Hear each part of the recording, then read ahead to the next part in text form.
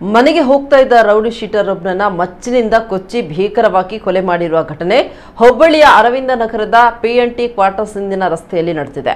ತುರವಿಹಕ್ಕಲದ ನಿವಾಸಿಯಾಗಿದ್ದ Akbar ಅಲ್ಹಾ ಬಕ್ಷೆ Mulla ಹತ್ಯೆಯಾದ rowdy sheeter ಹುಬ್ಬಳ್ಳಿಯ ಹೊಸೂರಿನಲ್ಲಿದ್ದಂತಹ ಅಕ್ಬರ್ ಹಲವು ವರ್ಷಗಳ ಹಿಂದೆ ಅರವಿಂದ ನಗರದ ಬಳಿ ಮನೆ ಮಾಡಿಕೊಂಡಿದ್ದ.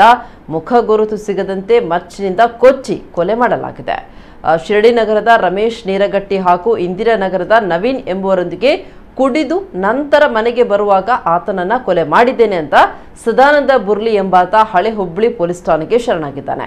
ಪ್ರಕರಣ ರಾತ್ರಿ 11:30ರಿಂದ 12 ಗಂಟೆಯೊಳಗೆ ನಡೆದಿದ್ದು, ಘಟನೆಯ ಬಗ್ಗೆ ಹಲವು ಅನುಮಾನಗಳು ವ್ಯಕ್ತವಾಗಿವೆ.